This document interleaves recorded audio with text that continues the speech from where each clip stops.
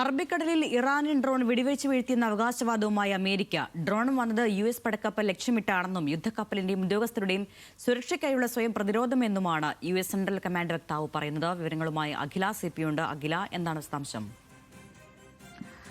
അരുണ്യ, വലിയ രൂക്ഷമായ തർക്കം ഇറാനും അമേരിക്കയും നടക്കുന്നതിനിടയിലാണ് ഇപ്പോൾ ഇങ്ങനെ ഇറാന്റെ ഭാഗത്തു നിന്നൊരു ഡ്രോൺ ആക്രമണം ഉണ്ടായി എന്ന് അമേരിക്ക അവകാശവാദം ഉയർത്തുന്നത്. അതായത് ഇന്നലെ ചൊവ്വാഴ്ചയോടുകൂടി കടലിൽ ഉണ്ടായിരുന്ന പടക്കപ്പലായ USS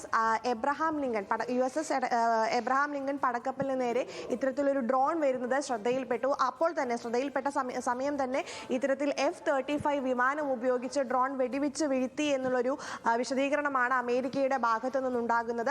മാത്രമല്ല, ഈ കഴിഞ്ഞ ദിവസങ്ങളിലൊക്കെ നമുക്ക് പരിശോധിച്ചാൽ മനസ്സിലാക്കും ഇറാനിലെ ആണവ കേന്ദ്രങ്ങളിലൊക്കെ ലക്ഷ്യമിട്ടിട്ട് കഴിഞ്ഞ ജൂണിലൊക്കെ അമേരിക്ക വലിയ രീതിയിലുള്ള ആക്രമണങ്ങൾ നടത്തിയിരുന്നു.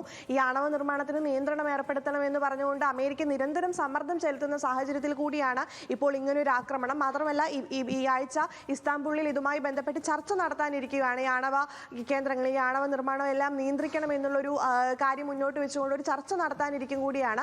ആ സാഹചര്യത്തിലാണ് ഇപ്പോൾ ഇങ്ങനൊരു ആക്രമണം ഉണ്ടായിരിക്കുന്നത്. എന്തായാലും സ്വയം പ്രതിരോധിക്കാനാണ് ഇത്തരത്തിൽ വെടിവെച്ച് വീഴ്ത്തിയത് എന്നുള്ളതാണ് അമേരിക്കൻ സൈനിക വക്താവ് നൽകുന്ന വിശദീകരണം. എന്തായാലും ഇനി ഇതുമായി ബന്ധപ്പെട്ട് ഇതുവരെ ഇറാൻ ഒരു ഔദ്യോഗിക പ്രതികരണം നടത്തിയിട്ടില്ല. എന്തായാലും കൂടുതൽ വിവരങ്ങൾ വരും മണിക്കൂറുകളിൽ പുറത്തു വരുമെന്നാണ് അരുണ്യ കരുതുന്നത്.